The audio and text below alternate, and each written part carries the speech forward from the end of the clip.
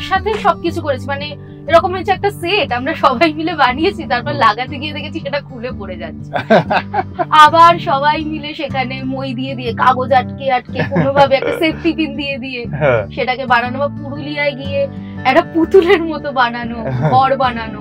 পুতুল মানে কিন্তু মানুষের সাইজের রাইট রাইট, ওই গল্পটাই তো সেইখানে গিয়ে ওখানে খুব একটা ইন্টারেস্টিং গল্প হয়েছিল যে বাড়িটা আমরা বানিয়েছিলাম, সেই বাড়িটাকে বলতে হবে, তুমি পুতুলটা বলো, আমি বলছি বাড়িটাকে পিছন থেকে ধরে রাখতে হতো, ঠিক আছে, আগুনটা এবার ওতে আগুন জ্বালাবো, আমি আর পুলমাদি বাড়িটাকে পিছন থেকে ধরে আছি, ওটা আগুন জ্বালাবো মানে একটা মশাল ছুড়বে, বাড়িটা আগুন ধরে যাবে, আমরা দুজন পিছনে আছি, ভয় লাগছে, ঠিক আছে আগুন হয়তো ছিল, শ্রাবন্তীর সামনে এত প্যানিক করছে আগুন লেগে যাবে আগুন।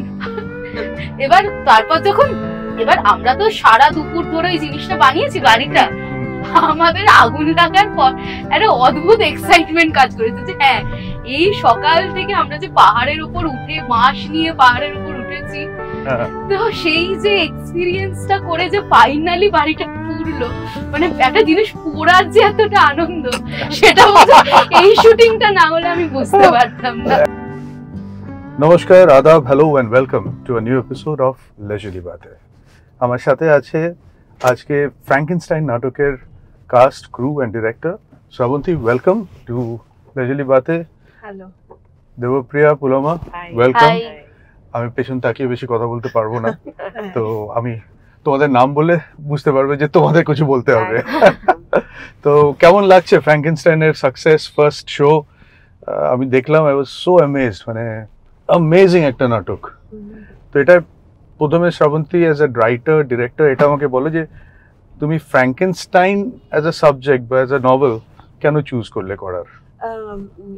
চুজ করলাম বলতে আমার মনে হচ্ছে ফ্র্যাঙ্কেনস্টাইনটাকে প্রথমত একটা হরর জনরাতে মানুষজন দেখে, কিন্তু যদি আমরা একটু মানে পিছিয়ে গিয়ে এইটা যেই সময় তৈরি হয়েছে তার হিস্ট্রিটা, সে কোন ইতিহাসের প্রেক্ষাপটে এই লেখাটা লিখেছিলেন মেরি শেলি, সেটা যদি একটু দেখে আমার খুব ইন্টারেস্টিং লাগবে। সেটা হচ্ছে যে ফরাসি বিপ্লব হয়ে গিয়েছে এবং মেরি শেলি সেই সময় পিবি শেলি, লর্ড বাইরন, এনাদের সঙ্গে ওনার ওঠা বসা এবং লেখালেখি ইত্যাদি শেয়ার করা, আলোচনা করা, এবং ওনারা জার্মানির ইঙ্গলস্টাডে যে ইলুমিনাটি গ্রুপ ছিল, সিক্রেট গ্রুপ, অর্থাৎ যারা চার্চ যেটা বলছে সেইটার উল্টো দিকে গিয়ে সায়েন্স কি বলছে, বিভিন্ন পৃথিবীতে কোথায় কি কাজ হচ্ছে, তো এই সব নিয়ে যে বিষয়টা তার সঙ্গে যুক্ত ছিলেন। আচ্ছা। এবং সেইখান থেকে মেরি শেলির মানে এই যে উপন্যাসটা, এটা তো ব্লাসফেমির উপরে দাঁড়িয়ে যে ভগবান মানুষ তৈরি করে কিন্তু একজন মানুষ আর একজন মানুষ তৈরি করেছে, এটা মানে সম্পূর্ণ চার্চ যেটা বলে তার উল্টো দিকে গিয়ে মেরি শেলি লিখছেন। তো ওই সময় দাঁড়িয়ে একজন মহিলা এইটা লিখছেন, এইটা আমাকে ভীষণ আকৃষ্ট করেছিল। মানে সায়েন্স নিয়ে উনি সায়েন্স ফিকশন লিখছেন, এবং প্রথম যেটা মানে এখন অব্দি বেস্ট, তো সেইটা আমাকে ভীষণ অ্যাট্রাক্ট করে। এবং তো সেই জায়গা থেকে আমাকে ফ্র্যাঙ্কেনস্টাইন বরাবরই খুব আকর্ষণ করেছে। তো সেখান থেকে আমার মনে হচ্ছে যে ফ্র্যাঙ্কেনস্টাইনটা যদি বাংলায় নাটক করা যায়, তো তখন আমি বাংলা নাটক কেউ লিখেছে কিনা ফ্র্যাঙ্কেনস্টাইনের উপরে খোঁজ করতে শুরু করি, তারপরে দেখি কেউ নেই। আর আমি প্রচন্ড আলসে লেখাজোকার ব্যাপারে, কিন্তু মানে করতে তো হবেই আমাকে নাটকটা। তারপরে আমি ভাবলাম যে এটাকে আমি নাট্যরূপ দিই। এবার নাট্যরূপ দিতে গিয়ে আমার যেটা মনে হয়েছে যে 2025-এ দাঁড়িয়ে আমি ফ্র্যাঙ্কেনস্টাইনকে হরর জনরাতে আমি দেখতে পারি না। কারণ প্রথমত ফ্র্যাঙ্কেনস্টাইন যে ক্রিচারকে তৈরি করেছে, আমি যখন পড়ছি আমার মনে হচ্ছে যে সে কোথাও একটা প্রান্তিক মানুষ, সে তো ভূত তৈরি করেনি, কিন্তু তাকে ভূত হিসেবে বা রাক্ষস হিসেবে লোকে দেখছে। আর একটা ভুল ধারণা যে ফ্র্যাঙ্কেনস্টাইনকে তৈরি করা হয়েছে, সেটা নয়।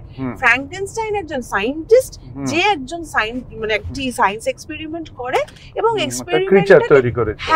এক্সপেরিমেন্টটাকে উনি কত সামলে উঠতে পারেন না, সেটাকে নিয়ে কি করবেন, মানে উনি তৈরি তো করে ফেলেছেন, কিন্তু সেটার প্রতি ওনার যে দায়িত্ব, সেই দায়িত্বটাতে উনি ব্যর্থ হন।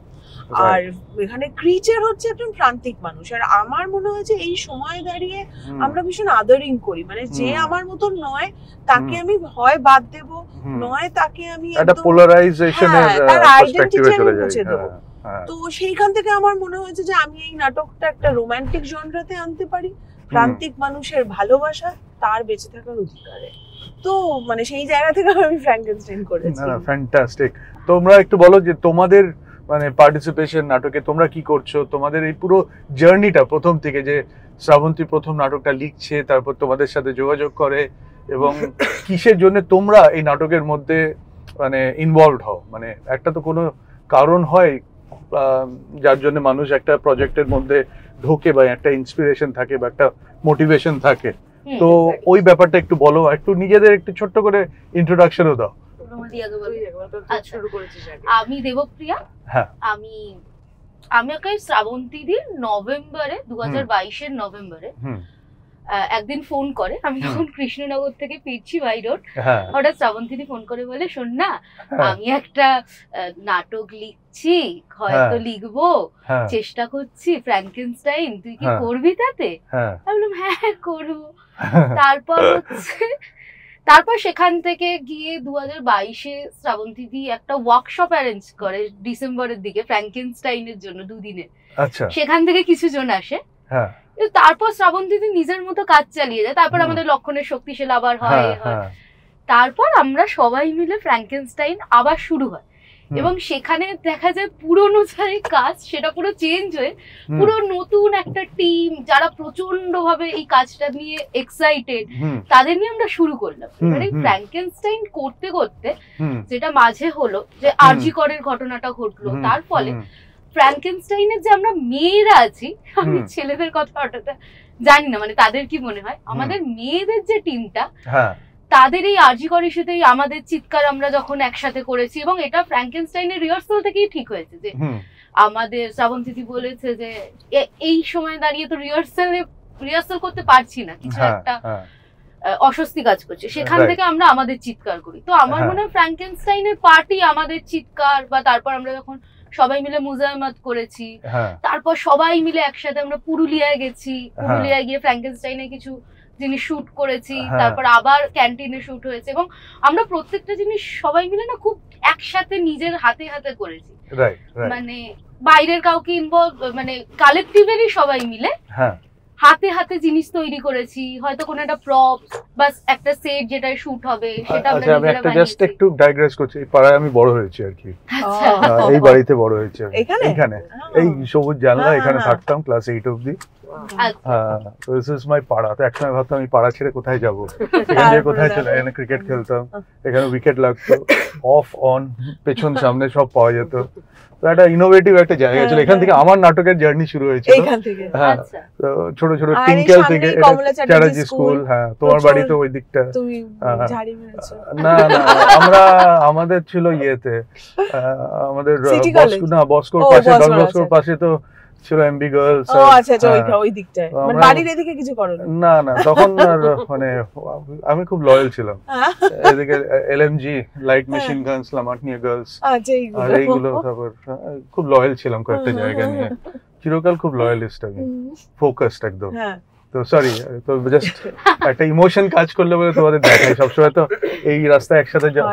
হ্যাঁ, তো সরি, হ্যাঁ তুমি বলছিলে। যেটা বলছিলাম যে আমরা একসাথে সবকিছু করেছি, মানে এরকম হচ্ছে একটা সেট আমরা সবাই মিলে বানিয়েছি, তারপর লাগাতে গিয়ে দেখেছি সেটা খুলে পড়ে যাচ্ছে, আবার সবাই মিলে সেখানে মই দিয়ে দিয়ে, কাগজ আটকে আটকে, কোনোভাবে একটা সেফটি পিন দিয়ে দিয়ে সেটাকে বানানো, বা পুরুলিয়ায় গিয়ে একটা পুতুলের মতো বানানো, ঘর বানানো।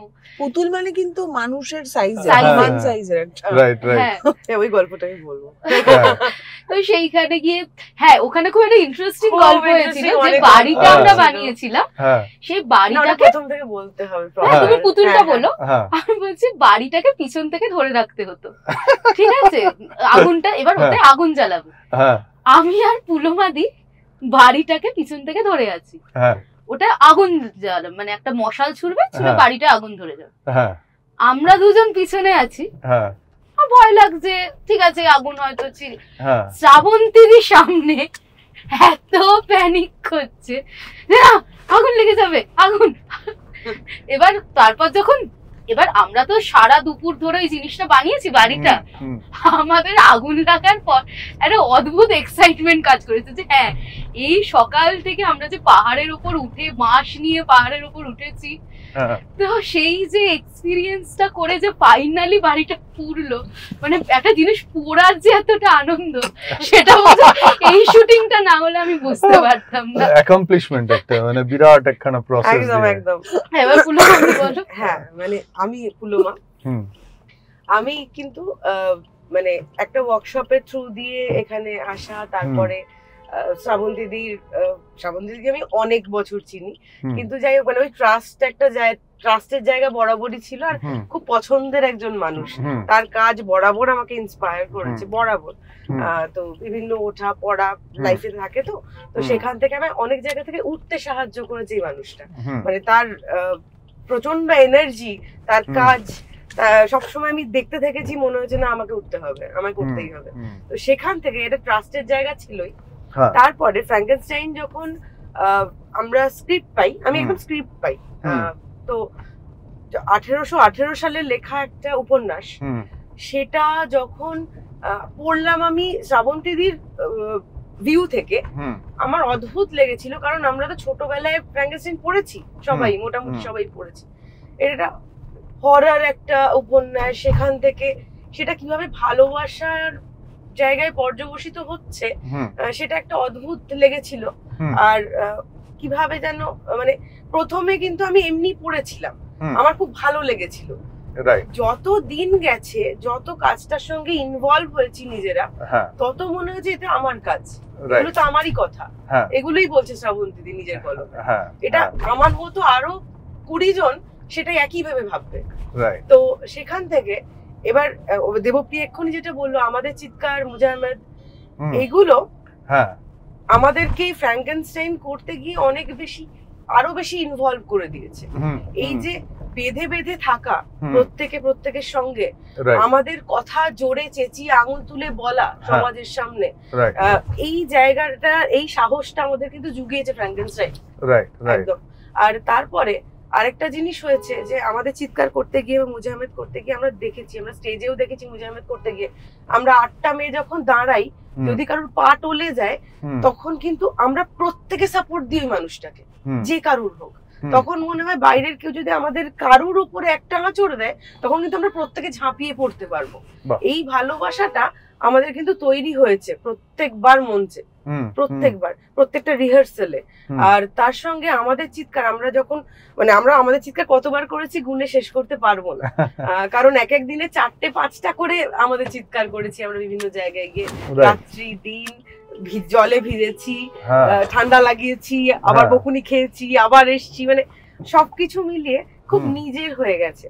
আর ফ্র্যাঙ্কেনস্টাইনে যখন ক্রিচারের কথাগুলো ক্রিচারের মুখ দিয়ে বলছে ক্রিচার, তখন ওই কথাগুলো আমাদের কথা, প্রান্তিক মানুষদের কথা, ভালোবাসার কথা, সেটাকে ভাবতে গেলে গাটস লাগে, সেইভাবে ভাবতে গেলে।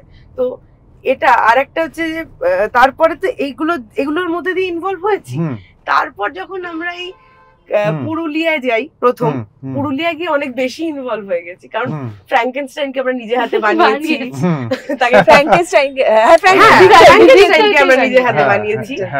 ফ্র্যাঙ্কেনস্টাইনের কোর্টের মধ্যে আমরা কাগজ পুড়ে একটা লম্বা মানুষের শেপ দিয়েছি, অতিরিক্ত হাইট হয়ে গেছে, যার হাইট হওয়া উচিত ছিল 6 ফিট, তাকে যেই তুললাম সঙ্গে সঙ্গে 7.5 থেকে 8 ফিট হাইট হয়ে গেল লোক। সেদিন শুট করাই গেল না। পরে মানে রাত্রে গিয়ে আমরা আবার তার মধ্যে আরো কাগজ গুজে, তার গুজে, অনেক কেটে কুটে আমরা সেটাকে আকার দিলাম, এত শক্তপোক্ত হলো, সেটা 6 ফিটে গিয়ে দাঁড়ালো। এবার তাকে কোথায় রাখা হবে রাত্রিবেলা, কারণ সে তো একটা মানুষের মতো, তাকে টুপি পরিয়ে দিয়েছে, 6 ফিটের একটা মানুষ বসে আছে রীতিমতো। মানে সেখানে আমাদের পাশে পুরুলিয়া আরো কিছু জন যারা গেছিল বেড়াতে, টুরিস্ট, তারা দেখছে চেয়ারে কে বসে আছে, দেখে যারা 5-6 বার এসে দেখেছে, তারা এসে দেখে যাচ্ছে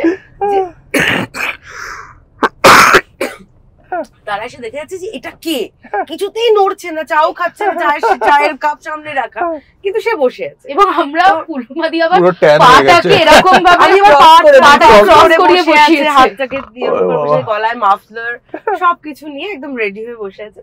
তো তাকে ভোরবেলা 4টার পাইপ সময় দিয়ে দিলে আরো ভালো হতো, একটু ধোঁয়া বেরোচ্ছে মুখটা ঠিক ছিল না তো, মুখটা ছিল না, এবার ফুটো করে একদম। তো এবার তাকে কোলে করে আমরা পাহাড়ে উঠেছি ভোর 3:30 4টের সময়। বাপরে বাপ, আবার ওই নেমে ঠান্ডার এসেছি, মধ্যে? হ্যাঁ আবার নেমে এসেছি। 12টা বাঁশ আমরা একসঙ্গে বেঁধে, 3টে ছেলে মেয়ে আর সঙ্গে নিধার দেবপ্রিয়া, তারা নিয়েছিল শাবল, না আমরা 3জনে কাঁধে নিয়েছিলাম পুরো এই পাহাড়টা। আমার পা কেটে রক্ত বেরিয়ে গেল, মানে সেই বাঁশ গুলোকে তুলে এবার বাড়ি বানাতে যাব, যেখানে যে লোকেশন ঠিক হয়েছে সেটা দুটো পাহাড়ের মাঝের একটা জায়গা, সেখানে এত হাওয়া আমরা বাঁশকেও দাঁড় করাতে পারছি না। দেবপ্রিয়া বারবার দূর থেকে জল তুলে নিয়ে আসছে, আমরা মাটি, ওখানে কোনো জলের জায়গা নেই, সোর্স নেই, আর শক্ত মাটি তো, হ্যাঁ ওটাকে ভিজিয়ে আরেকটা, আবার মানে জল শেষ হয়ে যাচ্ছে, সে তো ঘেমে নে আমরা একসা ওই ঠান্ডার মধ্যে। তো এবার বাঁশ পুঁতছি, বাঁশও দাঁড়াচ্ছে না, এত হাওয়া। এবার অতগুলো বাঁশকে উপরে নিয়ে গিয়ে এবার দাঁড় করিয়ে কোন রকম দাঁড় করানো হয়েছে। যখন তাকে জুট দেওয়া হয়েছে তখন তো জুট তো আরো ধাক্কা খাচ্ছে হাওয়াতে, ভেজা, সেটাকে কাদা লেপে একদম ঘরের মতোই দেওয়ালের মতো একটা টেক্সচার দেওয়া হয়েছে। এবার সেগুলো আর দাঁড়াচ্ছে না, খুব টেনশনে পড়ে গেছি যে কি করব, ওই পাহাড়ের কোলে কেউ নেই, হ্যাঁ আমরা এই কজন ছাড়া, আমি, নিধা, দেবপ্রিয়া, সৌম্যরঞ্জন আর সুব্রত, এই কজন। আর ওদিকে শুট চলছে, শ্রাবন্তীদি, দীপ, জয়রাজদা, বাসবদা, এরা শুট করছে। ছেলেটি ওই স্বর্ণেন্দু ছিল, হ্যাঁ স্বর্ণেন্দু ছিল। এবারে ওখানে হচ্ছে, এবার আমরা কিছুতেই বাড়িটাকে দাঁড় করাতে পারছি না, আমি তো টেনশনে পাগল হয়ে যাচ্ছি। এবার এরা তার মধ্যে মাঝে রাস্তা হারিয়ে ফেলে আবার ম্যাপে খুঁজছে রাস্তা, গুগল ম্যাপে পুরুলিয়ার পাহাড়ের রাস্তা খুঁজেছে, কোনো চান্স নেই ওখানে এসব পাওয়ার। তো যাই হোক, এবার কোন রকম সেটাকে দাঁড় করানো গেল। শেষে আমরা ঠিক করলাম যে আমরা পেছন থেকে এটা দড়ি, এই তারের সাপোর্ট দেবো, তাহলে ওটা দাঁড়িয়ে থাকবে, হাজার হাওয়া দিলেও নড়বে না, কারণ ওটা জ্বালানোর ব্যাপার ছিল। এবার আগুন ধরে গেলে ওটা যদি পড়ে যায় অ্যাক্সিডেন্ট হয়ে যেতে পারে, কারণ বড় বাড়ির শেপ একদম। এইবার সেখানে পেট্রোল কিভাবে করা হবে, পোড়া মোবিল, পেট্রোল, হ্যাঁ পেট্রোল সব দিয়ে দাউ দাউ করে জ্বলবে, মানে অত কষ্ট করে সারাদিন ধরে বানিয়ে ওটা যখন পুড়ে ছাই হয়ে গেল যে কি আনন্দ পেয়েছিলাম। এবং শ্রাবন্তীদি ওখানে একজনের নাম দিয়েছিল পেট্রোল এক্সপার্ট, কারণ যে ভালো পেট্রোল পেয়েছিল। আমি নিজেও জানি না যে আমি এরকম তাকে বলেছি, মানে শ্রাবন্তীদি এত প্যানিক করে ফেলেছে যে আগুন লেগে যাবে ভেবে, মানে প্রচন্ড। আর তার মধ্যে জয়রাজদার মানে মেকআপ যেটা, সেটা স্বর্ণেন্দু করেছে, শ্রাবন্তীদিও করেছে, সেটাও একটা ব্যাপার ছিল। এবার মানে সব মিলিয়ে আমরা এত বেশি ইনভলভ হয়ে গেছিলাম যে তারপর না আমার একবারও মনে হয়নি যে আমি কারুর কাজ হিসেবে এটা করছি, এটা মনে হয়েছে এটা আমাদেরই কাজ, এটা আমাদের করা কর্তব্য। যখন নাটকটা দেখলাম প্রথম শো, আমার কিন্তু ওইটা খুব মনে হচ্ছে যে সবাই সবার সাথে এত ক্লোজলি মানে ইন্টার রিলেটেড, মানে সে ছোট রোল করছে কি বড় রোল করছে, দ্য ইনভলভমেন্ট সবার কিন্তু মানে একটা লেভেলের ছিল, খুব ইনভলভড সবাই ছিল। তো আমার খুব ভালো লেগেছে, আর প্রচুর নতুন ট্যালেন্ট আমি অন্তত দেখলাম যারা আর কি কাজ করছেন, ওটা খুব মানে আমার খুব ভালো লেগেছে যে এত নতুন ট্যালেন্ট নিয়ে কাজ করছো। কিছু কিছু মানুষকে আমি অন্যভাবে চিনতাম, তাদের অন্য স্কিল হিসেবে আমি জানতাম, যেমনি বাপিদা। আমি খুবই মানে এক্সাইটেড হয়ে গেছি যে ওনার কাজ দেখে, এবং আই এম সো মানে কি বলবো, মানে pleasantly surprise to see his performance. একটা শক্ত রোল ছিল, খুব শক্ত রোল ছিল, আর যেভাবে করেছে ওইটা করতে পেরেছে তার কারণ হচ্ছে যে সবাই সবার সাথে খুবই মানে ক্লোজ নিট একটা ফ্যামিলি ওরিয়েন্টেড একটা এনভায়রনমেন্ট না থাকলে ওই জিনিসটা আসে না, ওই কি বলবো মানে ওই কনসিয়াসনেসটা একটা চলে আসে কাজের মধ্যে, মানে পারফরমেন্সে, সেটা আসেনি। তো আমাকে এটা বলো যে জয়রাজের যে লুকটা ছিল ক্রিচার হিসেবে, ওইটা কি করে তোমরা মানে ভাবলে? Because that was a very different look, very কি বলবো মানে যখনই লোকে হয়তো ক্রিচার ভাববে একটা, যেগুলো যে কাজগুলো হয়ে গেছে ফ্র্যাঙ্কেনস্টাইন নিয়ে, লোকে একটা কোথাও একটা তার ইনফ্লুয়েন্সটা ওইটা তুলে আনবে, কিন্তু একেবারে ডিফারেন্ট একটা পার্সপেক্টিভে তোমরা জয়রাজকে তুলে ধরেছো ক্রিচার হিসেবে। তো ওইটা কিভাবে তোমরা কনসিভ করলে ওই লুকটা? তো অ্যাকচুয়ালি জয়রাজের লুকের উপরে প্রচুর মানে আমরা নানা রকম ভাবে এক্সপেরিমেন্ট করার চেষ্টা করেছি। আচ্ছা, তো আমার একটা কথা বলার দরকার, সেটা হচ্ছে মানে না বললে খুব ভুল হবে, এই যে ফ্র্যাঙ্কেনস্টাইনের যে স্ক্রিপ্টটা মানে এই যে তৈরি করা, মানে কিভাবে আমি ফ্র্যাঙ্কেনস্টাইনকে এইভাবে দেখতে পারি মানে অন্য পার্সপেক্টিভ থেকে, এবং এই যে জয়রাজের লুক কিরকম কি হতে পারে, এইটার পিছনে কিন্তু বিশাল বড় কন্ট্রিবিউশন বাসবদার আছে। কারণ বাসবদা অনর্গল কথা বলে গেছে এবং সেখান থেকে আমার অনেক কিছু ভাবনা চিন্তা মাথার মধ্যে এসেছে এবং সেখান থেকে একটা শেপ পেয়েছে নাটকটা। তো ক্রিচারের লুকের ক্ষেত্রে আমি একদিন বাসবদার সাথে কথা বলেছিলাম যে একটা আমরা ছবি করেছিলাম, এখানে ওই প্রস্থেটিক মতন স্টিচ করা, এই করা সেই করা, চুলটা একটু অন্যভাবে কেটে। তো বাসবদাকে দেখানোর পর বাসবদা বলেছিল যে একটু ভেবে দেখিস যে ওকে মানে ওকে দেখে মানে কোথাও কিছু একটা যেন হয়, মানে খুব রিলেটেবল একটা, হ্যাঁ মানে কিছু একটা যেন হয়, মানে অন্তত মানে দেখে একটা হয়তো ঘাড়ের এখানটা ভাবতে পারিস, কি চোখটা ভুরুটা নিয়ে ভাবতে পারিস। তোমরা পুরুলিয়া যখন শুটে গেছিলাম তখন আমরা প্রথমে মানে ওখানে গিয়ে আমরা দেখলাম যে ভুরুটা অমিট করে সরিয়ে দিয়ে, কারণ ভুরুটাকে অমিট করলেই একটা লুকটা অন্যরকম হয়ে যায়। তারপরে ওই প্রস্থেটিক মেকআপটা দিয়ে এরকম উঁচু উঁচু সেলাই মতন করার পরে আমরা যেটা বুঝলাম যে জয়রাজের প্রচুর বডি মুভমেন্ট আছে, সেইটা রেস্ট্রিক্টেড হয়ে যাচ্ছে। আর আমি একদমই মানে আমি নিজে যেহেতু পারফরমেন্স করি অভিনয় বা নাচের কারণে, আমি মানে শরীরকে কষ্ট দিয়ে মানে শরীরকে আমি লিমিটেড করে দিলাম কস্টিউম, গয়না ইত্যাদি হ্যান ত্যান দিয়ে, এবং সেইটার ফলে পারফরমেন্সটা যদি হ্যাম্পার করে যায় মানে আটকে যায়, মানে আমি যেটা এক্সপ্রেস করতে চাইছি বডি দিয়ে সেটা যদি এই কারণে আটকে যায় মানে সেটা খুব অস্বস্তি তৈরি হয়, মানে আমি 100% দিতে পারি না, এটা আমি নিজে বহুবার ফিল করেছি। তো আমি সেই কারণে এই পোশাক বা মেকআপ এটার ক্ষেত্রে আমি অত্যন্ত সচেতন, মানে শরীরকে মানে কি বলবো কষ্ট দিয়ে যেন কিছু না হয়। তো আমি দেখলাম ওই প্রস্থেটিক মেকআপে মানে শুট হলে একরকম, তুমি ক্লোজ আপ নিচ্ছ বা কিছু, কিন্তু এটা তো স্টেজ, আমি তো গিয়ে ক্ষণে ক্ষণে ঠিক করতে পারবো না, ফলে আরো প্রচুর বডি মুভমেন্ট আছে, ও উঠে যাবে ছিঁড়ে যাবে হবে। তো তারপরে জাস্ট চলছিল আমাদের রিহার্সাল, লাস্টের দিকে গিয়ে আমার মনে হলো যে সিম্পল যদি প্রচুর স্কার করা হয়, মানে ওর পিঠে স্কার, গালে স্কার, কারণ এই স্কার মার্ক একটা মানুষের মুখে একটা কাটা দাগ সেই মানুষটাকে কিন্তু আলাদা করে দেয়, এটা একটা মেটাফরেরও কাজ করেছে। আর সবচেয়ে যেটা অ্যাজ আ অডিয়েন্স আমি যেটা অনুভব করলাম হচ্ছে যে আমি ওই ক্রিচারের সাথে রিলেট করতে পারছি, তার ইমোশনের সাথে। যদি তুমি এটাকে একটু কৃত্রিম করে দাও, একটা আর্টিফিশিয়াল ইয়ে আসবে, সেখান থেকে যে emotional engagement of the audience ওটা কমে যেত। সেই জন্য এটা খুব কিন্তু ওয়ার্ক করেছে, মানে as the look of the creature is a very important metaphor of connecting with the soul of the audience. Right.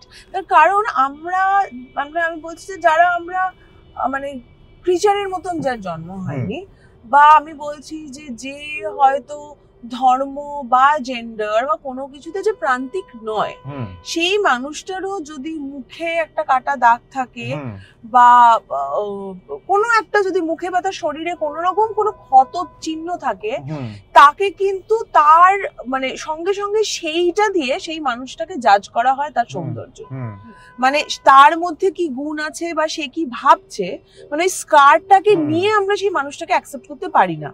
তো আমার মনে হচ্ছে যে ক্রিচারের লুকের ক্ষেত্রে ওই স্কার গুলো খুব ইম্পর্টেন্ট হতে পারে, কারণ ওই মানে যে কোনো মানুষের ওই স্কার জিনিসটা মানে সে তো লুকোতে চায়। আমার ঘাড়ে একটা মানে অনেক সময় হয় না ওই কোনো একটা জরুলের দাগ বা একটা বড় কোনো তিল বা ছোটবেলার কোনো পোড়া দাগ একটা মানুষকে কিন্তু কোথাও কনস্ট্যান্ট ভাবায় যে এটা নিয়ে আমাকে কেউ কিছু বললো কিনা, এটা নিয়ে আমাকে কোনো মানুষ জাজ করছে কিনা, কি একটা কাটা দাগ হাতে 5টা সেলাইয়ের।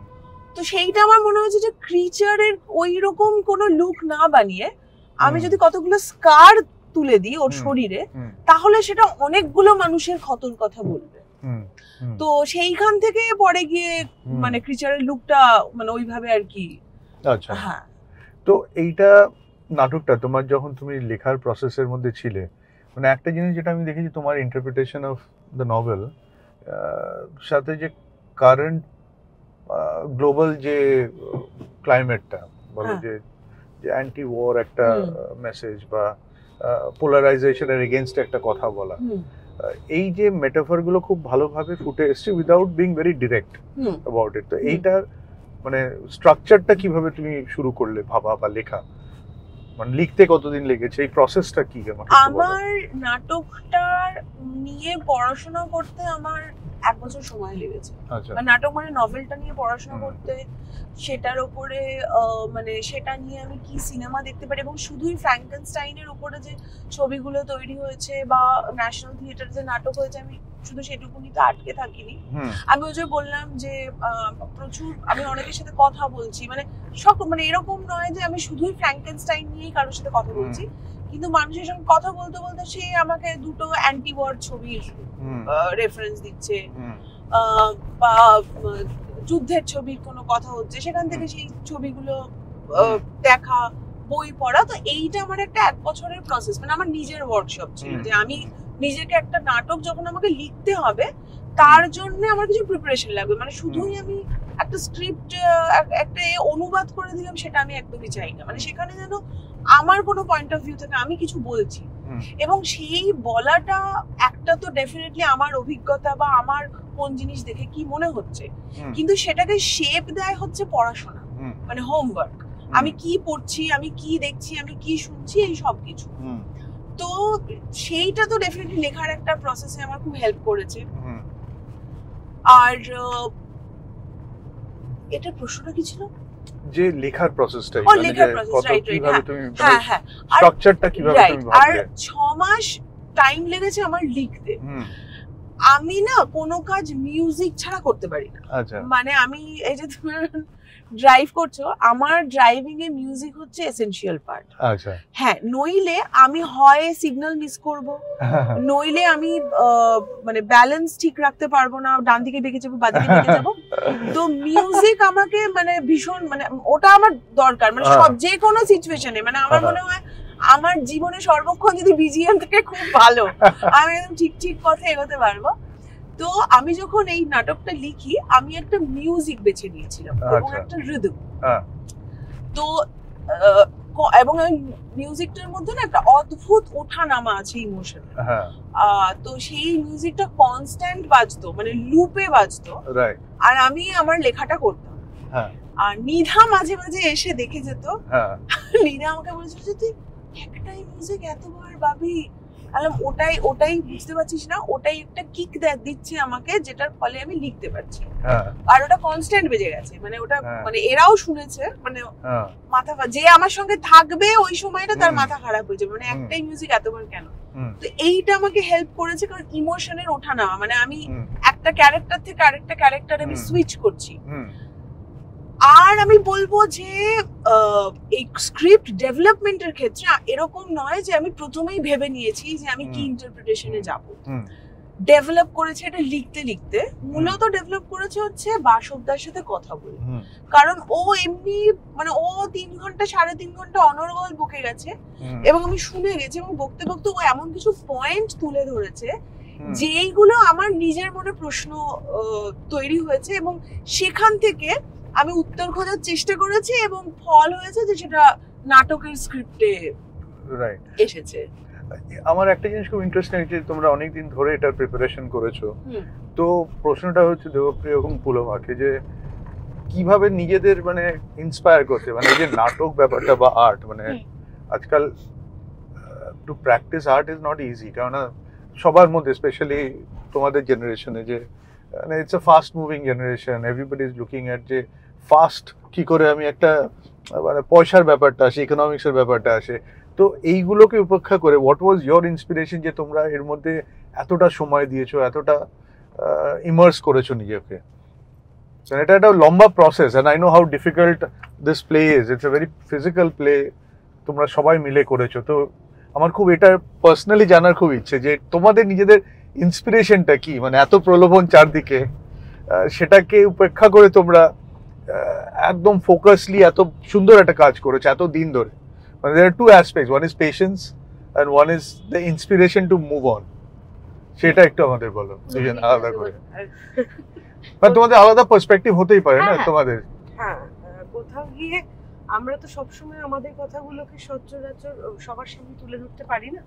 তো সেখানে থিয়েটার এমন একটা মাধ্যম আমরা মানে আমি বেছে নিয়েছি। তো সেখানে আমরা আমাদের কথাগুলোকে খুব স্পষ্টভাবে সবার সামনে তুলে ধরতে পারি।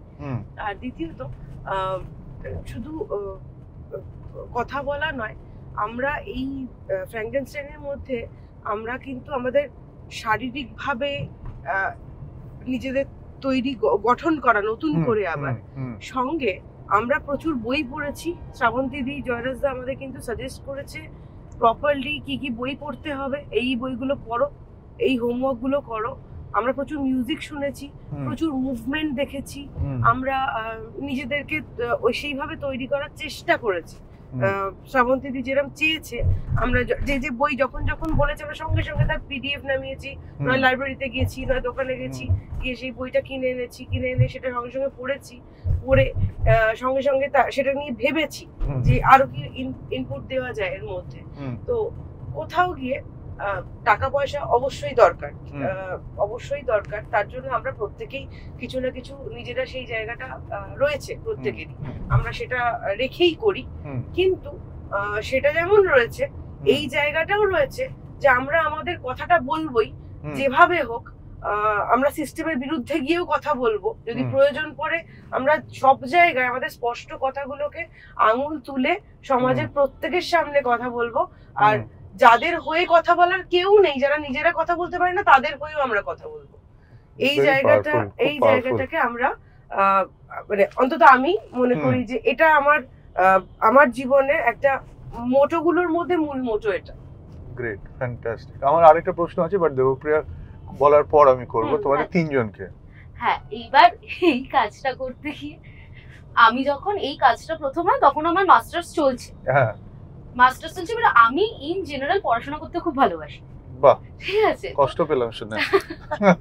এবার এইটা করতে গিয়ে আমার বাবা শুনলে খুশি হতো এবং আবার আমাকে বলতো, কারণ আমার বাবার একটা মানে একটা ম্যানিয়া ছিল, আমাকে দেখলে বলে পড়াশোনা করো। এখনো পারলে বলে যদি একসাথে থাকি না, বলেছে এই জন্য বেঁচে আছি। সরি। হ্যাঁ, এই কাজটা করতে গিয়ে যেটা হয়েছে, প্রচুর বই বা টপিক, মানে হয়তো একটা ওয়ার্ড, সেই ওয়ার্ডটা আমি পেয়েছি, আমার একটা গোটা ডায়েরি ভর্তি হয়ে গেছে এই কাজটা করতে।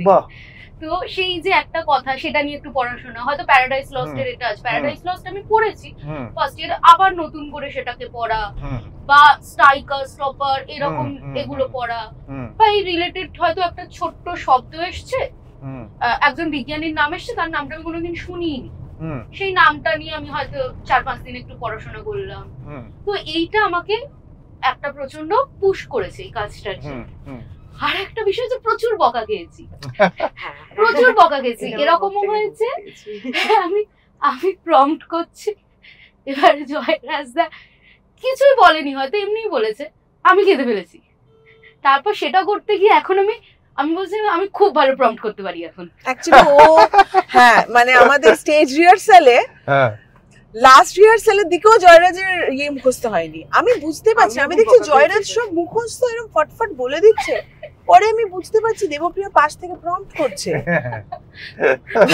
মানে ও মানে জয়রাজ এবার ওর উপরে বর্ষা, হ্যাঁ তুই একটু প্রম্পট স্ক্রিপ্টটা হাতে রাখিস, আর ও বুঝে গেছে কোথায় প্রম্পট। আমি প্রম্পট করতে গিয়ে প্রচুর বকুনি খেয়েছি, প্রম্পট করতে আমি খুব ভালো প্রম্পট করতে শিখে গেছি। এবার আমার এই কাজটা করতে গিয়ে আরেকটা যেটা বলতে হচ্ছে, আমি যে ক্যারেক্টারটা এখানে করি আগাথা, ক্যারেক্টারটার সাথে আমার নিজের খুব মিল আছে। রাইট, মানে ক্যারেক্টারটা যেভাবে সবসময় খুব এনার্জিতে থাকতে ভালোবাসে, খুব মানে মজা করে থাকতে ভালোবাসে, ইনভলভ থাকতে ভালোবাসে, নিজেকে ভালোবেসে থাকতে ভালোবাসে, তো আমি নিজেও সেরকম, কিন্তু হ্যাঁ কিছু কিছু অমিলও আছে। তো সেই ক্ষেত্রে সেটাও আমার কাছে খুব ইন্টারেস্টিং লেগেছে। আচ্ছা, আমি তো এইরকম। আর সব থেকে মজার হচ্ছে ক্যারেক্টারটার যে জামাটা, ওটা আমার খুব পছন্দ হয়েছে, কারণ ওই রংটাই আমার সব থেকে পছন্দের রং। তো আমি কস্টিউমটা করতে খুব ভালোবাসি। তো আমার জন্য এটা, আর বিষয়টা হচ্ছে থিয়েটার করা আমার কাছে রিহার্সালের প্রসেসটা খুব মানে আমাকে সব থেকে বেশি এনগেজ করে। আমি একটা শো এর থেকে বেশি আনন্দ পাই রিহার্সাল করে। তো কারণ আমি একসাথে থাকতে ভালোবাসি। একমাত্র আমার মনে হয় আমার এখনো অব্দি আমি যে আর্ট প্র্যাকটিস গুলো করেছি তার মধ্যে আমি একমাত্র থিয়েটারের ক্ষেত্রে দেখেছি এটা আমি একা করতে পারবো না, এটা আমাকে লাগবেই। মানে আমি একা থিয়েটারটা কোনোদিনই করতে পারবো। এবং আমি যেহেতু মানুষের সাথে থাকতে খুব ভালোবাসি, এখন তো এমনি সবাইকে ইন্ডিভিজুয়াল করে দেওয়া হচ্ছে, তো সেক্ষেত্রে আমার মনে হয়েছে যে এইটা করলে আমি অ্যাটলিস্ট রোজ কিছু মানুষের মুখগুলো দেখতে পারবো। হয়তো তাদের মধ্যে আমার কাউকে অপছন্দ, কাউকে হয়তো খুব পছন্দ, কাউকে একটু কম পছন্দ, কিন্তু কিছু মানুষকে দেখতে পারবো, কথা বলতে পারবো। That's important for me. Great great. মানে পরের প্রশ্ন যেটা মানে আসবো হচ্ছে যে এরই একটু প্রাসঙ্গিক আর কি, যে তোমরা যেটা বললে যে থিয়েটার একটা কমিউন সৃষ্টি করে, রাইট? সবাই মিলে থাকা, সবাই মিলে একটা কিছু করার আবেগ, সেটা হচ্ছে ফার্স্ট স্টেপ, রাইট? তার এন্ড রেজাল্ট তো কারো আমাদের হাতে নেই, বাট প্রথমে শুরু হয় একটা খুব ইনোসেন্ট ইন্টেন্ট, রাইট? সেই ইন্টেন্ট থেকে একটা ফর্ম, একটা শেপ দেয়। নাও আজকাল একটা জিনিস যেটা তুমি বললে, কোথাও গিয়ে যে একটা খুব একটা সাইলোড ভাবে সবাই আর কি চলছে, মানে সবাই ফোন, সবাই নিজের। তো কখনো থিয়েটার কি তোমাদের একটা থেরাপিউটিক পার্সপেক্টিভে হেল্প করেছে, যে মেন্টাল হেলথ ক্রাইসিসটাকে? হ্যাঁ, আমি তিনজনকেই বলছি, তোমরা এক এক করে বলো।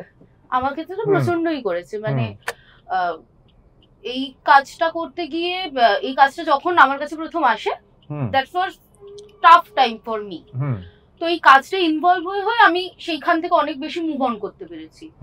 তারপর হচ্ছে যখন আমরা মুজায়মাত করি, এটা আমার আরো বেশি হয়েছে। মুজায়মাতের পর আমরা প্রত্যেকে খুব নিজেদেরকে সামলায়, মানে মেয়েরা বিশেষ করে প্রত্যেকে মানে ফার্স্ট শোর পর কাঁদে, এবং প্রত্যেকটা শো এর পর টেকনিক্যালি তাই হয়। তখন প্রত্যেকটা মেয়েকে আগলে রাখে। তো কারণ ওই ইমোশনটা কোনোদিন আমাদের বেরোয়নি এর আগে, সেই ইমোশনটা বেরোচ্ছে, এবং সেই তুলতুলে ইমোশনটাকে আমারই পাশের জন, যাকে আমি মানে স্টেজে আমার পাশে পাচ্ছি, সেই আমাকে আগলে রাখছে। তো এইটা একটা সেফ প্লেসের মতো কাজ করে। অ্যাকচুয়ালি আমার কাছে থিয়েটার এমন একটা জায়গা, এটা যেটা বলে থেরাপি, অবভিয়াসলি এটা একটা থেরাপি। বিকজ আমার বাবা 2022-এ চলে যান। তার আগে 3 বছর বাবার ক্যান্সার ছিল, 4th স্টেজ ক্যান্সার। আর ক্যান্সারে এক একজনের এক এক রকম হয়, কিন্তু বাবার মানে খুব কষ্টকর ছিল ব্যাপারটা। 3 বছর খুব টাফ ট্রিটমেন্ট ছিল। আমিও আমার চাকরি বাকরি সব ছেড়ে দিয়ে একদম ইনভলভ হয়ে যাই ওটার উপর। এবার ফলে ওই 3টে বছর পর যখন আমি থিয়েটার ছেড়ে দিই, আগে নাচ ছেড়ে দিই, আবৃত্তি ছেড়ে দিই, সবই ছেড়ে দিই আমি 24 ঘন্টা দিনে বাবাকে দিতাম। হ্যাঁ, মানে আমি সংসারটা, আমার বিয়ে হয়েছিল, মানে বিয়ে হয়েছে, তো সংসারটাও ছেড়ে দিয়ে আমি পুরো বাবাকে দিয়ে দিয়েছিলাম 3টে বছর। এবার ওই ইনভলভমেন্টটা যখন 2022-এ চলে যায় জুন মাসে, তখন ওইটা থেকে বেরোনো আমার পক্ষে খুব টাফ ছিল। কিন্তু আমাকে নিজেকেই মনে করতে হয়েছিল যে মানে আমার কাছে আর কিছু নেই, কিন্তু মানে আমার ট্যালেন্ট গুলো আস্তে আস্তে আদৌ এখনো জেগে আছে কিনা আমি জানি না, সবটাই কোথাও যেন হারিয়ে গেছে। আমি লেখালেখি করি টুকটাক, তো আমি বরাবরই করি সেটা, কিন্তু ওই 3টে বছর আমি করিনি।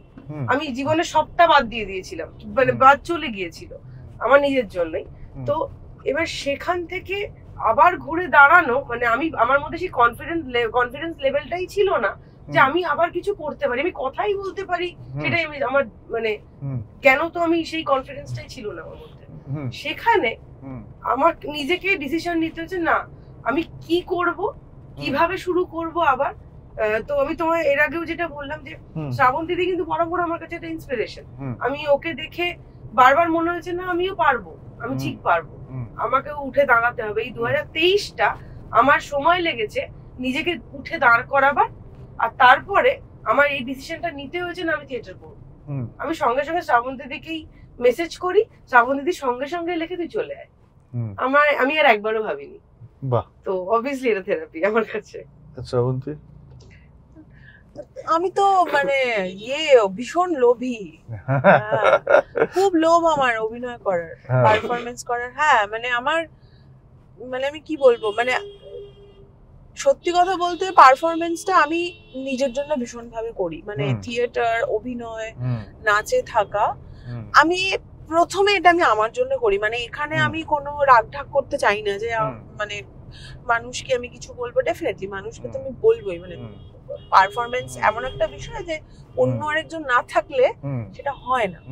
কিন্তু আমি বলছি যে এটা করার কারণটা আমি নিজে, মানে আমি নিজেকে অত্যন্ত ভালোবাসি, এবং আমি যেহেতু নিজেকে ভালোবাসি তাই আমি জানি আমি কি চাই, এবং আমি যেটা চাই আমি সেটা করি, কারণ নিজেকে ভালো রাখতে হবে। তো এবং সেইখানে অভিনয় হচ্ছে, মানে লোকে আমাকে নাচ দিয়ে একটু বেশি চেনে, আমি কোনোদিন ডান্সার হতে চাইনি। মানে আমি নাচ করতে ভীষণ ভালোবাসি, পাগলের মতন ভালোবাসি, আমি নাচ করিও, কিন্তু আমার এরকম কখনো মনে হয়নি যে নাচলেই আমাকে 10টা মানুষের সামনেই নাচতে হবে। আমি নাচবো নিজের ঘরে, একলা দিনের পর দিন নেচেছি, কিন্তু আমি যেটা মানে লোভ হচ্ছে আমার বিভিন্ন চরিত্রে ঢুকে যাওয়া, বিভিন্ন চরিত্র ধারণ করা। এবং এই লিখতে গিয়েও একটা জিনিস যখন লেখা হচ্ছে সেখানে তো প্রচুর চরিত্রের আসা যাওয়া হয়, আর সেটা না শরীরে একটা অদ্ভুত অ্যালকেমি তৈরি করে। মানে আমি যখন ভিক্টর ফ্র্যাঙ্কেনস্টাইনের মানে লিখছি, তখন আমি শুধুই লিখছি একজন ব্যক্তি এরকম নয়, তখন কিন্তু ভিক্টর ফ্র্যাঙ্কেনস্টাইনও আমার মধ্যে রয়েছে। আমার মধ্যে কোথায় ভিক্টর ফ্র্যাঙ্কেনস্টাইন রয়েছে সেটা আমাকে খুঁজতে হয়, এবং সেই খোঁজাটাতে আমি যত কাছাকাছি পৌঁছাই তত ভিক্টর ফ্র্যাঙ্কেনস্টাইন বেরিয়ে আসছে সংলাপে, বা আমার মধ্যে কোথায় ক্রিচার রয়েছে। যখন ভিক্টর ফ্র্যাঙ্কেনস্টাইনের ক্রিচারের দুজনের কনফ্রন্টেশন চলছে, আমার জীবনে কোথায়, মানে আমি আমার জীবনে কোথায় দাঁড়িয়ে। তো এই লেখা বিষয়টাও আমার কাছে না মানে অত্যন্ত, এই প্রত্যেকটা চরিত্রের মধ্যে দিয়ে যে একটা জার্নি, এইটা মানে একটা পর্যায়ে কিন্তু খুব ডিস্টার্ব করে আমাকে, এবং আমি সেই ডিস্টারবেন্সটা নিতে ভালোবাসি।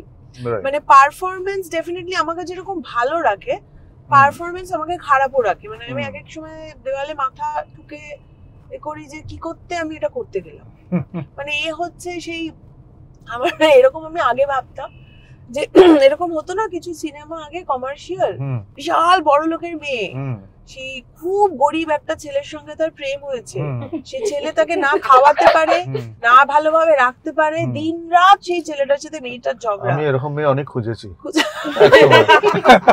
দিনরাত ঝগড়া, কিন্তু কেউ কাউকে ছেড়ে যাচ্ছে না, মানে এবং ছেড়ে গেলে অবধারিত মানে তারা মরে যাবে, ডিপ্রেশনে চলে যাবে। আমার হচ্ছে পারফরমেন্সের সঙ্গে সেই সম্পর্ক। হ্যাঁ মানে এ আমাকে আমার জীবন কিন্তু ঘেটে দিয়েছে, ঠিক আছে, কোনো দিক থেকে আমি খুব স্টেবল নই, কিন্তু একমাত্র এই থিয়েটার বলি, নাচ বলি, অভিনয় বলি, একমাত্র পারফরমেন্স আমাকে ছেড়ে যায়নি। মানে আমি যা কিছু আমার জীবনে ঘটে গেছে তারপরেও এটা ছাড়া আমি আর কিছু নেই। হ্যাঁ মানে এবার বিষয়টা হচ্ছে আমি কোনো কাছের মানুষ বা আমি কোনো মানুষকে খুব বুঝে উঠতে পারি না যে আমার কাছে মানে এটাই আমি, মানে এটা বাদ দিয়ে আমাকে আলাদা করে খুব পাওয়ার কিছু নেই, মানে এটা বাদ দিয়ে আমার কোনো এক্সিস্টেন্স নেই, ফলে আমি এটা নিয়ে খারাপ থাকি এবং আমি এটা নিয়ে ভালো থাকি। রাইট। তো এই যে তুমি process of as a director, right, Srabanti as a writer তো আমরা শুনলাম, অ্যাজ এ ডিরেক্টর মানে কিছু চ্যালেঞ্জেস হয়েছিল একটা কাস্টকে ধরে রাখা, তাদের মানে কখনো অনেক সময় হয় না যে টু অ্যাকসেপ্ট ফিমেল ডিরেক্টর, অনেকের হয়তো একটু অসুবিধা হয়, বা এরকম কোনো ডিরেক্ট কারোর এরকম অসুবিধা হয়নি। কিন্তু বিষয়টা হচ্ছে যে আমি যদি বলি যে আমাদের মানে একটা সিস্টেমের মধ্যে আমরা প্রত্যেকে বড় হয়েছি তো, এবং মানে সেই সিস্টেমটা বহু দিনের, ফলে আনকনসিয়াসলি না একটা যেটা হয়ে গিয়েছে যে বিষয়টা হচ্ছে যে মানে এটা তুমি অন্যভাবে বায়াসের কাজ করে না, মানে ব্যাপারটা হচ্ছে যে এমনি আমাদের সমাজের একটা কাঠামোই হচ্ছে যে মেয়েদের বোঝানো হবে এবং মেয়েরা বুঝবে, কিন্তু মানে এই যে ছেলেরা কিন্তু তুমি দেখো যদি একটা কথা বলার পরিসর হয় সেখানে ছেলেরা অনেক বলছে, মেয়েরা খুব চুপ করে থাকে। তার কারণ আমরা এই সিস্টেমের মধ্যে বড় হয়েছে, আমরা ছেলে এবং মেয়ে বা যেই হই না কেন আমরা প্রত্যেকেই দেখেছি বাড়িতে মায়েরা চুপ থেকেছে এবং বাবারা কিছু বলছে, বাবারা কিছু এক্সপ্লেন করছে, বোঝাচ্ছে। এবং এটা কিন্তু আনকনসিয়াসলি আমরা প্রত্যেকেই কোথাও না কোথাও আমাদের মধ্যে এই জিনিসটা ডেভেলপ করে গিয়েছে। ফলে যেটা হয়েছে খুব কনসিয়াসলি লোকে আমাকে নিচ্ছে না এরকম নয়, কিন্তু আনকনসিয়াসলি এরকম হয়েছে যে আমি কোনো কথা বুঝিয়ে শেষ করে উঠতে পারিনি, কিন্তু অন্যরা মানে অন্য ছেলেরা কথা বলতে বেশি শুরু করে দিয়েছে, মানে তারাই একমাত্র জানে। এটা নয়, মেয়েরাও 5টা বই পড়ে, হ্যাঁ মেয়েদেরও নিজেদের কিছু প্রসেস আছে, তাদেরও সে তার মতন করে পলিটিক্স বোঝে এবং তার মতন করে তার লাইফে প্র্যাকটিস করে।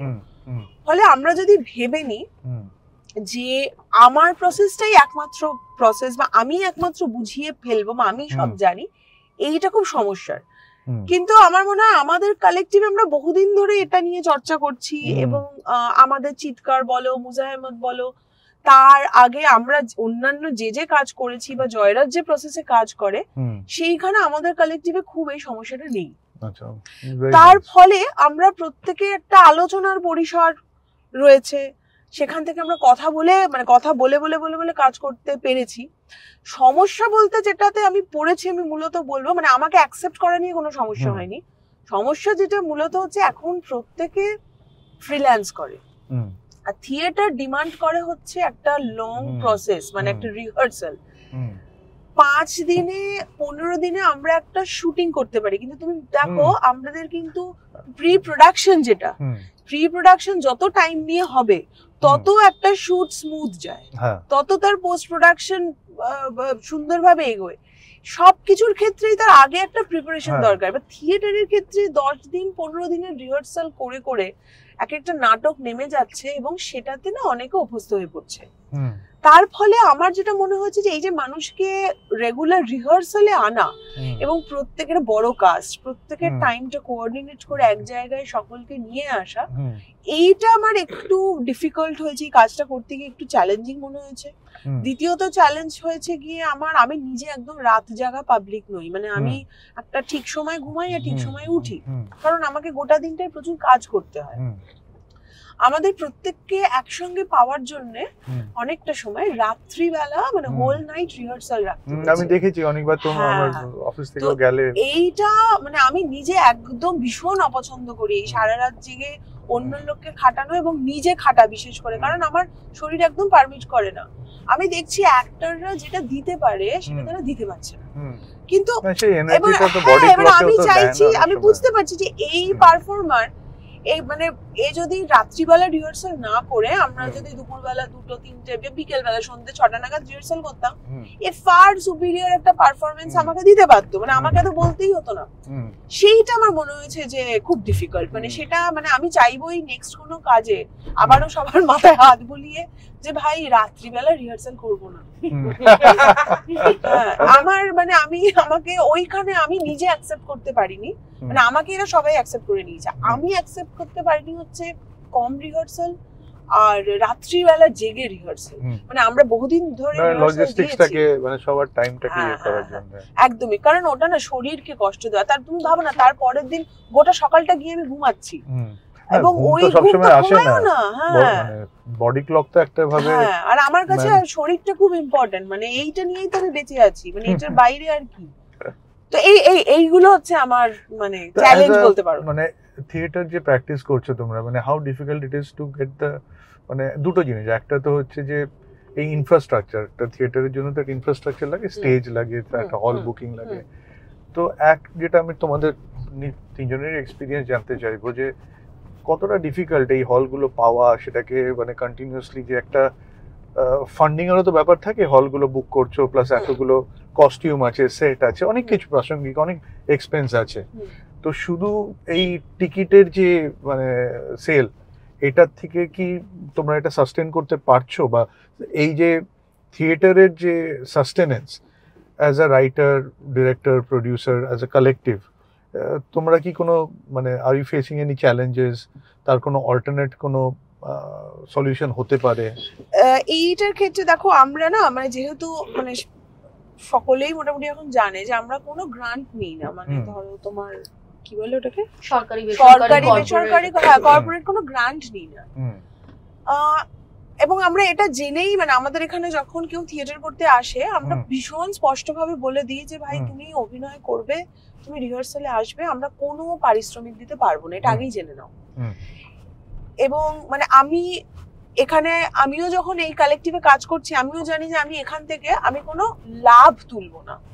হ্যাঁ, আমরা ব্রেক ইভেনে আসতে পারি বা যতটুকু আমাদের লাভ হবে পরের শো এর জন্য সেটা রাখা থাকবে। এবং ধরো আমাদের এই ফ্র্যাঙ্কেনস্টাইন নামাতে গিয়ে আমাদের একটা বাজেট আমরা ধরেছি এবং প্রথম শো থেকে সে টাকা কিন্তু আমাদের উঠে আসেনি এবং আমরা জানি উঠবে না। কি তাহলে কি করব, নাটকটা করা বন্ধ করে দেবো? সেটা নয়, আমরা বাইরে যে যার মতন কাজ করছি। এবং বিষয়টা হচ্ছে যে যখন বাইরে কাজ করে সেখান থেকে আমি যেটা উপার্জন করছি সেই উপার্জন আমার জীবনের বেসিক কিছু নিড আছে সেটাকে ফুলফিল করছে। যেইটা লাক্সারিতে আমি খরচ করতে পারতাম আমি সেটা আমার লাক্সারিতে খরচ করছি না। মানে আমি বলছি যে শাড়ি গয়না কি, মানে আমি একজন মেয়ের পার্সপেক্টিভ থেকে বলছি, আমার লাক্সারি বলতে শাড়ি গয়না, পার্লারে যাওয়া বা একটা মাল্টিপ্লেক্সে সিনেমা দেখা, একটা দুর্ধর্ষ হোটেলে খাওয়া, রেস্তোরাঁতে, এইটা আমার জীবনের লাক্সারি। এগুলো আমরা সবাই এই এন্টারটেনমেন্ট গুলো নিজেকে দিতে চাই। তো আমার এই এন্টারটেনমেন্টে আমাকে খুব টানে না। আমার মনে হয় যে যেই টাকাটা আমি আমার লাক্সারির পিছনে খরচ করতে পারি সেইটার অ্যামাউন্টটা আমি থিয়েটারকে দিয়ে দেবো। আমার বেসিক, আমার নিজের খাওয়া পড়া, আমার বাচ্চাকে বড় করার জন্য আমার একটা বেসিক টাকা দরকার। আরেকটা এটা আমি আমার ব্যক্তিগত জায়গা থেকে বলছি। আরেকটা দেখো শুভদীপদা, আমি সত্যি একটা প্রিভিলেজ জায়গা থেকে আসছি যে আমার মাথার উপর একটা ছাদ রয়েছে, আমার জীবনের কিছু সুবিধে আছে এবং আমার মনে হয় সেই সুবিধেটাকে আমি থিয়েটারের কাজে আলটিমেট জায়গা অবধি ব্যবহার করব। যে এই যে আমি আমার বাড়িতে, আমার একটা বাড়ি রয়েছে, আমি থাকতে পারছি এবং আমি থিয়েটার করতে পারছি, অর্থাৎ তাহলে আমি থিয়েটারকে আরো বেশি সার্ভ করতে পারবো। যদি এটা না থাকতো তাহলে আমি করতে পারতাম না। এবং আছে বলেই আমি আমার মাকে, মানে বাবা চলে যাওয়ার পরে মাকে কনভিন্স করিয়েছি যে আমি কিন্তু 24 ঘন্টা আর্ট প্র্যাকটিস করবো, কারণ আমার জীবনে এই সুবিধাটা আছে। এই সুবিধাটা মানে চলে গেলে আর হবে না, মানে সময় চলে গেলে আর পাবো না। ফলে আমার প্রিভিলেজকে আমি থিয়েটারের ক্ষেত্রে যতটা সম্ভব পারবো ব্যবহার করব। মানে কেন করব না, মানে সেইটাকে আমি আমার লাক্সারির পেছনে ব্যবহার না করে আমি থিয়েটারের পেছনে করব। কারণ থিয়েটারটাই আমার কাছে মানে আমাকে ভালো রাখার জায়গা, মানে থিয়েটারেই আমি বাঁচি বা নাচে বাঁচি, কি পারফরমেন্স, মানে মূলত পারফরমেন্সে বাঁচি। তো সেই জায়গা থেকে মানে তুমি বলতে পারো যে থিয়েটারের একটা খরচ খুব কষ্ট করে তুলে আনি, ডেফিনেটলি লাভ হয় না নাটক করে, কিন্তু তারপরেও আমরা চেষ্টা করছি যে আচ্ছা যদি এই নাটকটা কলশো হয়, কলশো হলে একটা ব্রেক ইভেনে গিয়ে আমরা দাঁড়াবো, তাহলে আমরা নাটকটা চালিয়ে যেতে পারবো। কারণ নাটকটা যে কথাগুলো বলে সেই কথাগুলো বলে যাওয়াটা খুব ইম্পর্টেন্ট।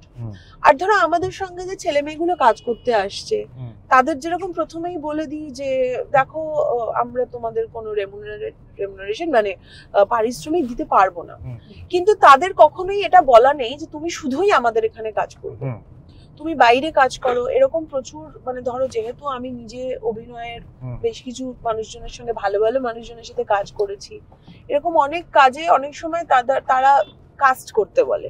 তো আমাদের এই ফ্র্যাঙ্কেনস্টাইন রিহার্সাল চলাকালীনই আমাদের ফ্র্যাঙ্কেনস্টাইন কালেকটিভেরই বেশ কয়েকজন আমাদের চিৎকারও করেছে। এরকম কয়েকজন একটা কাজে মানে প্রায় ধরো 6-7 মাসের একটা কাজ, সেইখানে তাদের কাজ করে দিয়েছে। আমি জানি যে তারা হয়তো রিহার্সালে কম আসতে পারবে না, টাইম দিতে পারবে না, কিন্তু আমার মনে হয়েছে যে তার যদি ওই জায়গাটা থাকে, সিকিউর হয়, বাইরের শুটের কাজ বা অন্যান্য কাজ, তাহলে সে মনোযোগ দিয়ে থিয়েটারটা আমাদের সাথে করতে পারে। অ্যাবসলিউটলি, খুব প্র্যাকটিক্যাল কথা বলে। তোমাদের কিছু বলার পুলমা? এই বিষয়ে আর কি আমাদের খুব একটা বলার নেই, কারণ আমাদের যখনই আমরা থিয়েটার করতে গেছি মানে এই কালেকটিভে, সেখানে আমাদের একটা কথা বলা হয়েছে যে ভালোটা যেটা হবে, মানে আমি বলছি যদি প্রপসের দিকেই হোক বা কস্টিউম কেনার জন্য হোক, আমরা এরকম অনেক সময় হয়েছে আমরা বলেছি ঠিক আছে একটু কম টাকার জিনিস কিনে না হয়ে যাবে, কিন্তু শ্রাবন্তী দি বা জয়রাজ দা এরা কোনোদিনই ওই ওই কম্প্রোমাইজটা করতে রাজি হয়, যে একটু হয়তো টাকাটা আমরা অনেক জিনিসে ভেবেছি যে আচ্ছা ঠিক আছে এইটা তো আমরা এর হাফ দামেও পেয়ে যেতে পারি, হয়তো একটু কোয়ালিটিটা ড্রপ করবো, কিন্তু আমাদের ওইটা নিয়ে কোনোদিন ভাবতে হয়নি। কারণ শ্রাবন্তীদি, জয়রাজদা সবসময় চেষ্টাটা করেছে যাতে ওই টাকা পয়সার জন্য যাতে কোনো প্রোডাকশনের সাথে কম্প্রোমাইজ না হয়। তো এটা খুবই মানে একটা ভালো লাগা ভালোবাসার জায়গা থেকে যদি থাকে তাহলে সবকিছু করা যায়। মানে ধরো আমাদের নাটকে এলিজাবেথের একটা সাদা কি বলে ওয়েডিং গাউন, না টুপি তারপরে ধরো ওর ক্ল্যারিস করে, ওর ক্ল্যারিসের টুপি, এই টুপিগুলো আমার মনে হয়েছে যে এরকম টুপি মানে এই ধরনের টুপি থাকলে ক্যারেক্টারটা আরো বেশি মানে আমি বলবো যে মানে কনভিকশনের সাথে স্টেজে দাঁড়াতে পারে। এবার এই টুপি মানে আমি বলছি যে আমার বন্ধু স্যান্ড্রা যদি আমার বন্ধু না হতো তাহলে হয়তো আমাকে অন্যভাবে দেখতে হতো, কিন্তু যেহেতু স্যান্ড্রা আমার বন্ধু এবং সে থাকে তার দেশ হচ্ছে জার্মানি, আমি সঙ্গে সঙ্গে তাকে টুপির ছবি দিয়ে বললাম যে স্যান্ড্রা এইরকম টুপি কোথায় পেতে পারি বা কিভাবে। স্যান্ড্রা বলে তুমি এই মানে ওকে জিজ্ঞেস করলাম যে কি কি হতে পারে, কিভাবে আনানো যেতে পারে। ও পরের মাসে যখন এখানে আসলো ও দুটো টুপি নিয়ে আসলো। ফ্যান্টাস্টিক। না এটা পাওয়ার অফ কমিউন, রাইট? হ্যাঁ মানে আমি বলছি যে আমি সেইখানে একটা বউ টুপি বা একটা অন্য কোনো কিছু দিয়ে সেটা একটু ভালো লাগতো না। না কারণ আমি তো বলছি যে আমার এই সুবিধাটা রয়েছে এবং আমি আমার কাজের ক্ষেত্রে মানে সুবিধা তো আমার জীবনে এই জন্যই রয়েছে, সুবিধাটা দিয়ে আমি কাউকে এক্সপ্লয়েট করছি না, সুবিধাটা দিয়ে আমি আমার আর্ট ফর্মকে সার্ভ করছি। তো মানে আমার মনে হয় যে আমার সুবিধাটা আমি ঠিক ঠিক জায়গায় ব্যবহার করছি, মানে সেটা দিয়ে আমি অন্য কাউকে এক্সপ্লয়েট না করে আমার নিজের ভালো লাগার জায়গাটাকে আমি সার্ভ করছি। পারফেক্ট। পরের শো আসছে 14 এপ্রিল, রাইট? 14 এপ্রিল। তো বলো তোমরা লোককে সবাইকে আসতে দেখতে। আমি প্রথমে বলি আমি শোটা দেখেছি, I am extremely like you know amazed. আমি আবার যাব 14 তারিখ এপ্রিলে, জয়রাজের পারফরমেন্স দেখবো, সবার পারফরমেন্স দেখবো। এবং প্রথম শোতে জয়রাজ সত্যি কাঁদিয়ে দিয়েছে আমাকে, মানে এত ইমোশনাল ক্রিচার আমি দেখিনি। তো আপনারা একটা খুবই ডিফারেন্ট ইন্টারপ্রিটেশন অফ ফ্র্যাঙ্কেনস্টাইন দেখবেন, অসাধারণ একটা কাজ।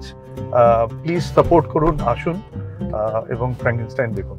তোমরাও সবাই বলো। আপনারা যেমন শুনলেন আমরা কোনো গ্রান্ট নিই না, তেমন যত দর্শক আসবেন, যত মুখে মুখে আমাদের নাটককে ছড়িয়ে দেবেন, যত মানুষ জানতে পারবে তারা তত আসবে, আমরা নাটককে আরো অনেক বেশি করে এগিয়ে নিয়ে যাওয়ার চেষ্টা করবো, আরো অনেক ভালো ভালো কাজ করবার এনার্জি পাবো।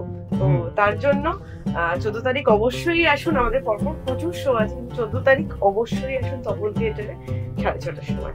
14 তারিখ একটি বিশেষ দিন, আমাদের আম্বেদকর জয়ন্তী, এবং সেই দিনে ওই একটা শ্রেণীর মানুষ যাদেরকে আলাদা করে দেওয়া হচ্ছিল, এখনো হচ্ছে, তো সেই রকম একটা দিনে আমরা এই নাটকটা করতে পারছি। তো যেই পিছিয়ে পড়া মানুষগুলো বা যে মানুষগুলোকে আলাদা করে দেওয়া হচ্ছে তাদের কথাই বলছে এই নাটকটা। তো অবশ্যই আসুন। আর এইটুকু বলতে পারি, নাটকটা দেখতে এলে আপনাদের মনে হবে না যে একটা ভালো এক্সপিরিয়েন্স নিয়ে যাবো, এটুকুই বলতে পারি। আসুন সবাই। Thank you so much Shrabanti, Debapriya, Pulama. Leisurely বাতেতে আসার জন্য অসংখ্য ধন্যবাদ, খুব ভালো লাগলো আড্ডা মেরে। আর আড্ডা আবার আমরা কন্টিনিউ করবো ক্যামেরার ওই পারে। সে তো চলতেই থাকবে, গাড়ি যেমন চলছে। Thank you.